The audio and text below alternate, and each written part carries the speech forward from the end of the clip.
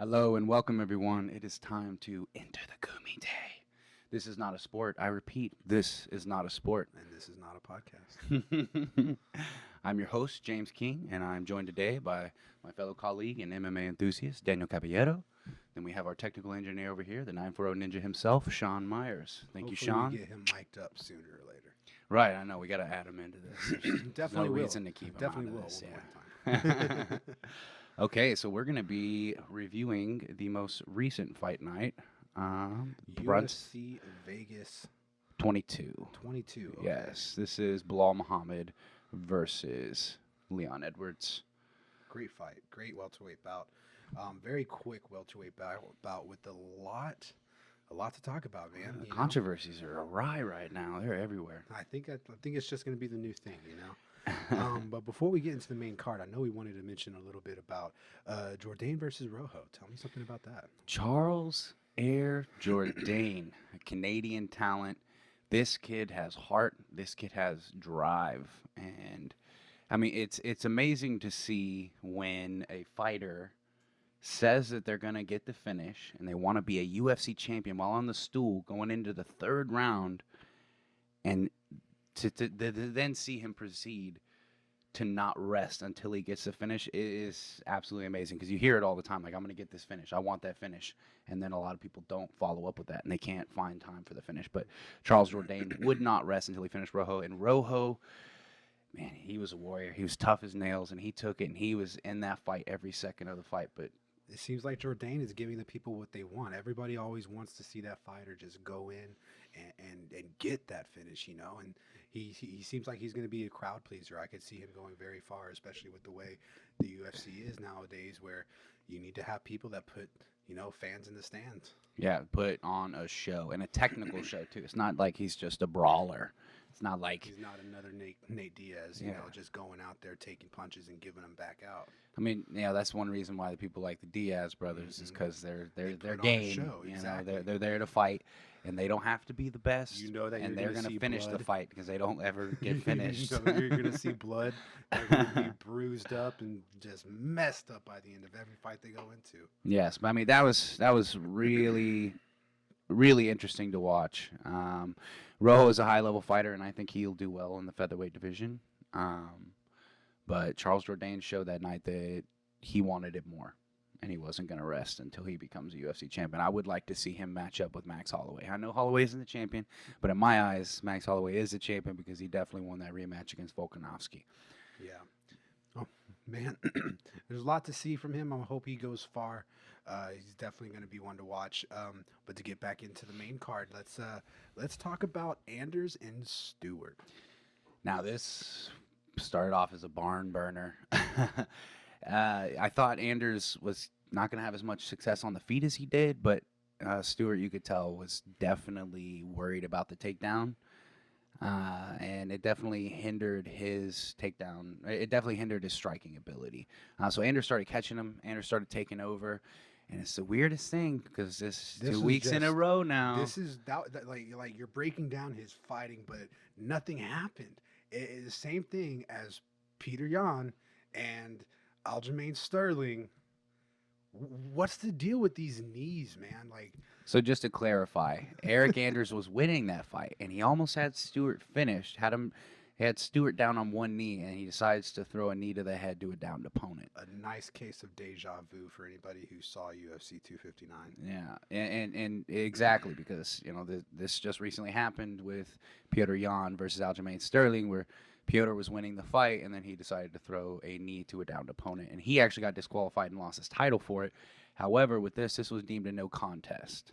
Now that It was deemed unintentional. it's so interesting to see the difference in opinion between the two fights. Like, could you have seen the Piotr Jan fight versus Aljamain Sterling being a incidental, being, you know, called a no contest? Like, should he have retained his belt in that sense?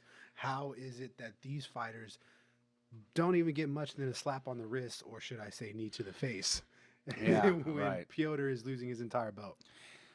It's a trick. There's a lot of specific rules when it comes to no contests and disqualifications. In this case, Darren Stewart was already really hurt, rocked, and he kind of blocked the knee with his hand. He had his hand up. Now the knee, I will say, smashed into his hand and still delivered quite a bit of damage. Yeah. I'm not exactly sure why they deemed this one a no contest and why they stripped Jan of his title, that being the very first title transfer due to disqualification in the UFC. It's happened a couple times in boxing, but it's never happened in UFC. One thing that surprised me is in the Petr Yan fight, the doctor actually gave Aljamain Sterling the ability to, stand up and fight again. Asked him if he was able to. I do not believe that was the case in this fight. Darren Stewart was told that he could not continue.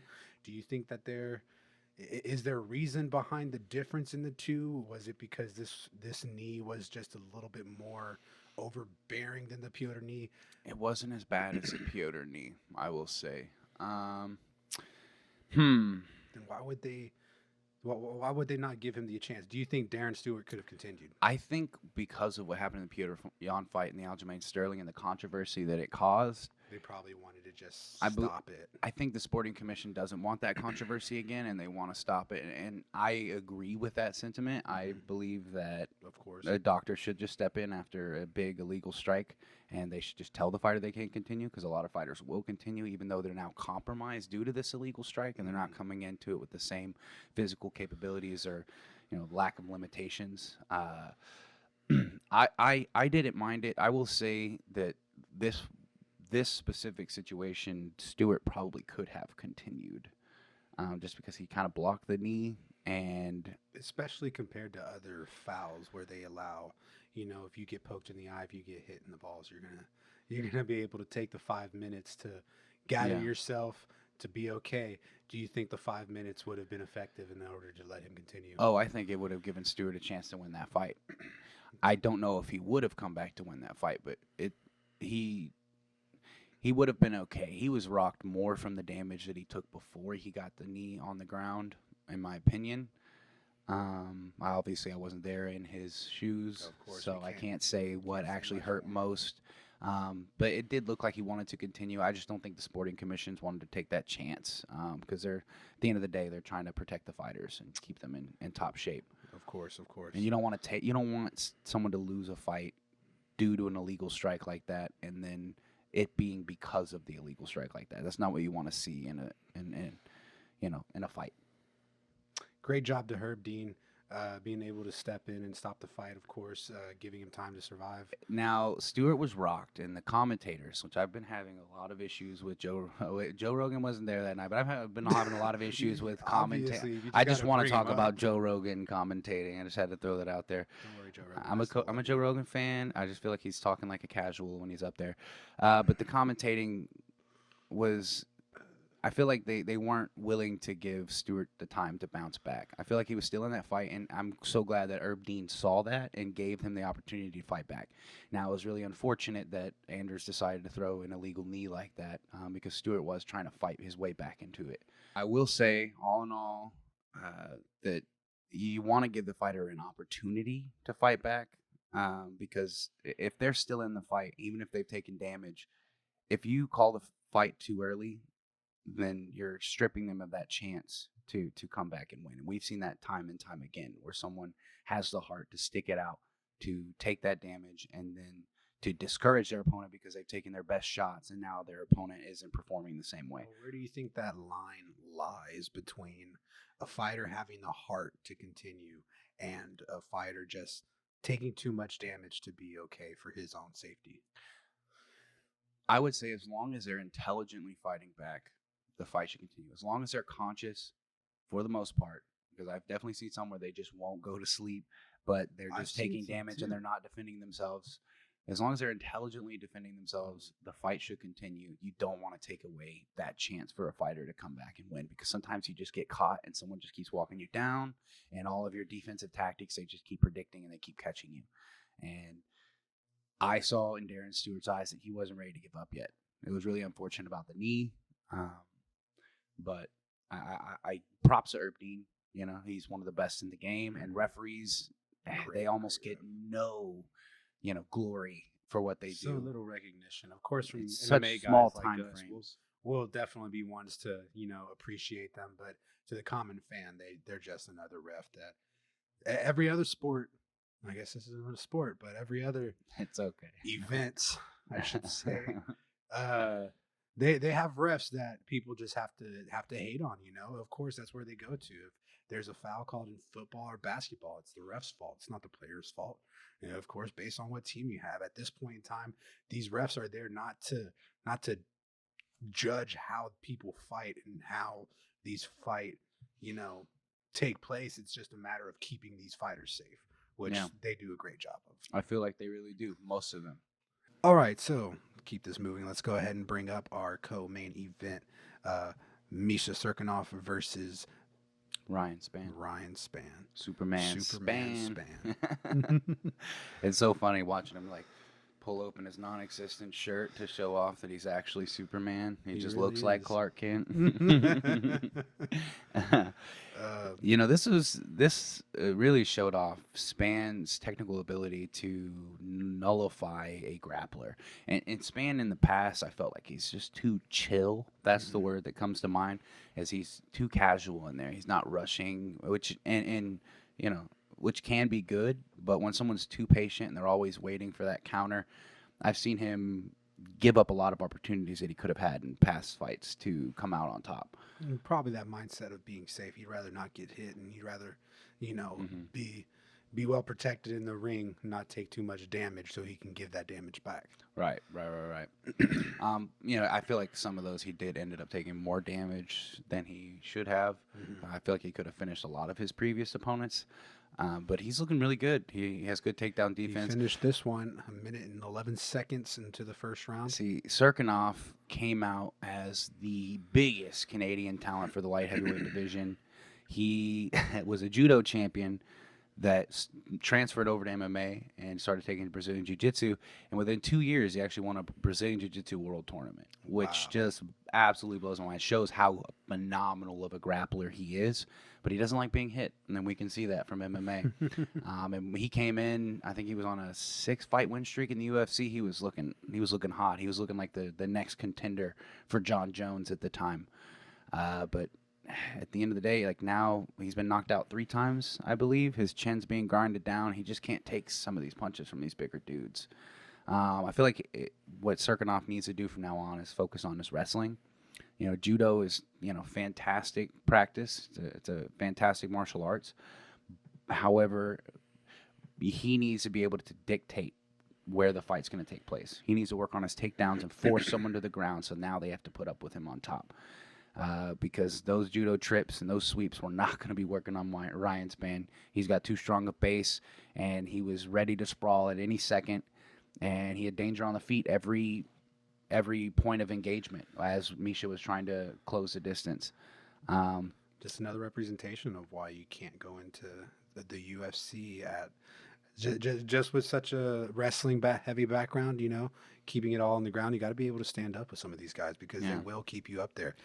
yeah, Current fighters in the UFC are finding time and time again that their takedown defense is just going to keep getting better. yeah. I mean, They're everybody's making evolving. it is the game is evolving When you got itself. Khabibis running around, it's it's making it harder you, and harder to yeah, get to the ground. However, I've also seen the contradiction of it being the same way as once you get to the ground, they're finding it harder and harder to keep get them back up. down. And actually, well, I was gonna say a lot of people are able to get back up now. You think? Yeah, and a lot of so either they can, so whoever takes someone down and they're on top, they have the options. Either they lay on top of them and keep them down, Hmm. or they try to deliver damage. But so many fighters are getting good now, and they're squirrely off their backs, and they're really good at using the cage to stand back up. That now we're seeing these defensive wrestlers basically leave it on whoever's on top to decide if they want to hold them there, if they want to deal damage. Because as soon as they start posturing up to deal damage, they get out from underneath them. Like Jan Blachowicz and Israel Hmm. Adesanya is a perfect example of that. That's why Jan couldn't do anything on top, because as soon as he postured up, Adesanya would have gotten out of there. Yeah, Kept he had to keep him down in order to control the fight. exactly. So what we're seeing from all of these strikers is that they're not going to enter the UFC until they've had plenty of grappling training, and they'll Exactly. they'll roll or grapple, with 10 people back to back to Mhm. just try to burn it into their muscle memory. Mm. Um, but yeah, I mean, all in all, I would say Misha did a good job on the feet. He definitely caught Span with a couple shots as well, but Span, I will say, was looking for those counters, and he took a shot to give a bigger shot, and that's how he ended up ending the fight here. All right. So, last fight of the night, probably one of the most controversial of this card that already has So unfortunate. controversy. This fight only lasted 18 seconds into the second round by eye poke. Yeah. So what I No will say about contest by eye poke. yeah, exactly. It's another no contest that could have been a DQ. I feel like it would have been good for Muhammad if it was a DQ. So this is Leon Edwards versus Bilal Muhammad, just to clarify, the main event of the evening. And what's interesting about both of these fighters is Bilal just fought 3 weeks ago, and he took this fight on short notice because Edwards needed an opponent. Edwards has been out of the cage for just about 2 years, not quite. So this was Edwards' chance on implementing, his place in the welterweight division. He's one of the best in the world. He looked phenomenal that night. However, that it just goes to show that we need to fix these UFC gloves. We gotta push the padding up further on the fingers, and stop these eye pokes. You don't see eye pokes in Pride, or you didn't see eye pokes in Pride. You don't see eye pokes in ONE FC because they create the gloves to cover more of the fingers. But yeah, it's really unfortunate for both of these guys. Edwards may have been the one who actually caused the eye poke, but now he's having to take another step back, not getting anywhere in the division, and he should be fighting for a title. I mean, he's on a crazy win streak, and for Muhammad, this was his first chance to actually get up to the top and try to fight the highest welterweights in the game. I find it very He lost it. unnecessary for fighters to strike open-handedly. Now, I can understand, of course, wanting to keep your hands up. And this is coming from a guy who trained in Taekwondo. I've trained with knife hands. I've trained with chops. I've trained with, plenty of open-handed strikes, as well as a lot of like the parrying and blocking we've done has been open-handed, which is why I see a lot of fighters using open hands in the UFC.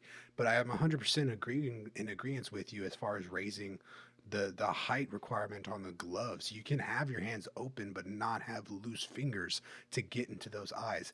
Even if you were to hit him with a closed ended hand, that's more area that he's just slapping the face rather than poking so deeply into the eye. That could have almost ended Bilal's career. It very much so could have permanently damaged his eye, and that would be very unfortunate. I believe we heard back from the hospital, not us ourselves. We're not that cool, but I heard that they mentioned that he is going to be okay. He's on the road to recovery. Thank goodness. Let's get this rematch scheduled. Yes, This let's is get it Bilal's scheduled. chance. And Leon, close your fist. You punch, you don't slap. Yes, and it all came from a post when he's doing a stance switch head kick, and a lot of fighters like to post their arm out there for where they're about to kick. John and that's Jones what he did. being one that's really bad about it. Yeah. He's poked eyes so many times, but not in this bad. Yeah.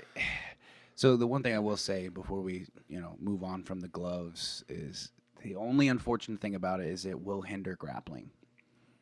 That is true. But how many times do you find somebody using individual fingers? They're not interlocking fingers for a strike. The most common, hold is going to be your seatbelt grips. You don't need to open your fingers up for that kind of grip. I feel like it's going to hurt jiu-jitsu, spider guard. I feel like it will to an extent. I think it's healthier than people getting their eyes poked. To an extent, however, I've definitely seen people who they don't need that much to hold a grip, especially at that level. Depending on who they're fighting.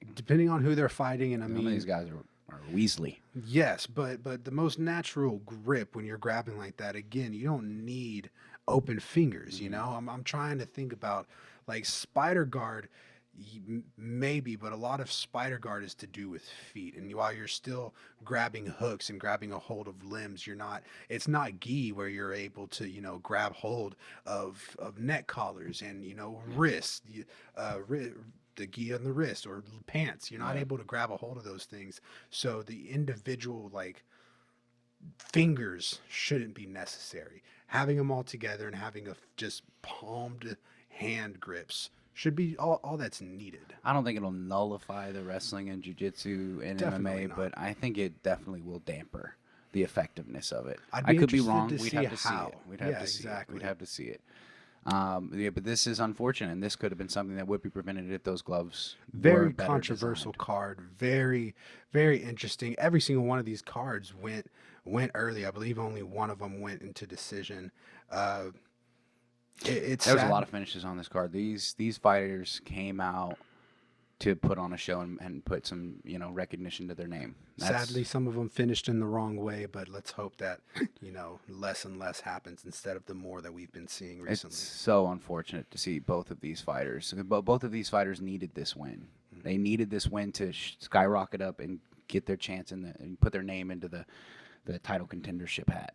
Of course, of course. And Bilal was Bilal's chance, and he had this taken away. We need to have this rematch. I really hope Edwards does, but this fight doesn't do much for Edwards.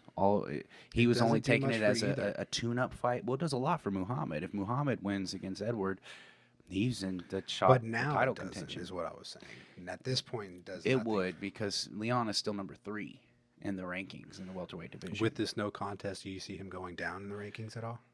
It depends on how long it takes for him to come back. Mhm. And last time it was 2 years. I mean, Yeah. COVID was a big piece of that. He's from the UK. There's a lot of travel restrictions, and there was a lot of fighters that he wanted to fight that pulled out. A lot of people didn't want to fight Edwards. They'd rather just skip over, fight someone easier, and then fight for the title. So Edwards was having a really hard time finding a fight. That's why he took this fight with Muhammad, because he needed this fight, and the person he was going to fight ended up having to pull out 3 weeks from the card, and Edwards was about to go again without a fight. Of course. So Edwards needed this to kind of put his name back into the hat, make everybody remember who he is, how skilled of a fighter he is. He's one of the best talents to come out of the UK. He's UK's, in my opinion, he's UK's best chance for a title holder right now.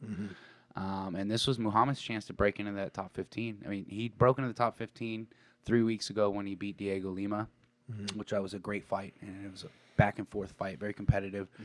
But this was his chance because he's been in the UFC for a long time now, and he's been overlooked. And they had him fighting unranked fighters for his first 8 fights, and he won 7 out of those 8 fights. So I felt like it was time for him to really start testing himself against the highest level. Well, good luck to both fighters. We really hope to see both of them. I hope Bilal gets all to feeling better, and hopefully he.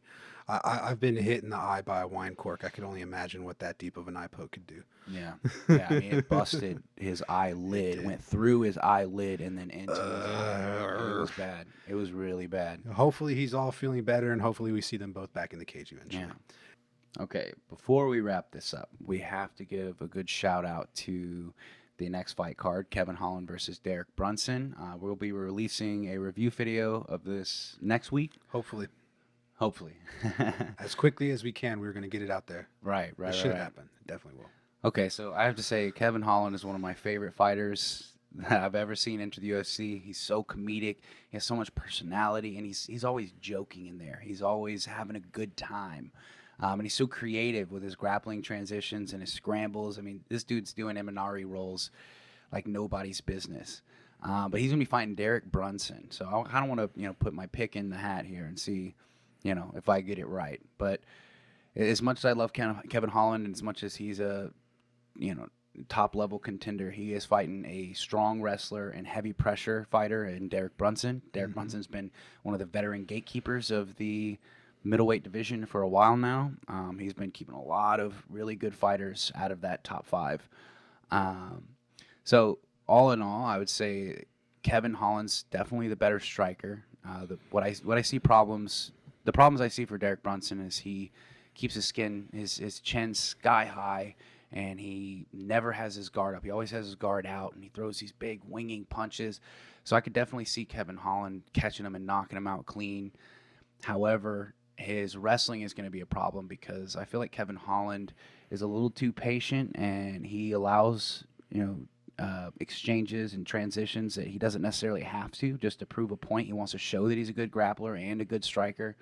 Like watching him fight Thiago Santos was an absolute mess because he was talking up a good game to Santos as Santos was on top and just hammering down. He's just having fun in there.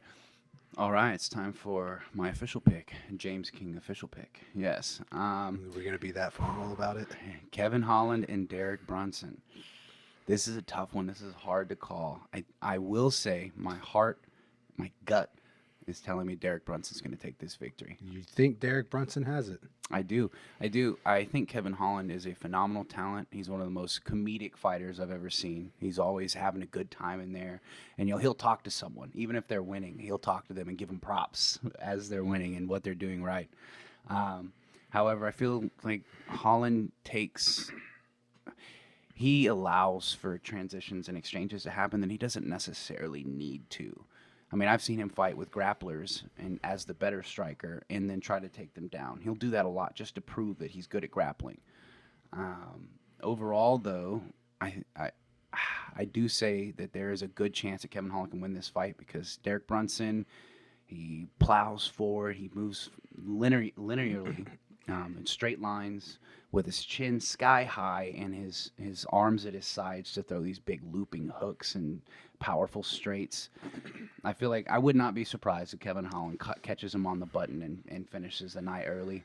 But I do have Derek Brunson winning this fight. I do like what you said earlier about Derek Brunson being the gatekeeper for that top 5 in the middleweight.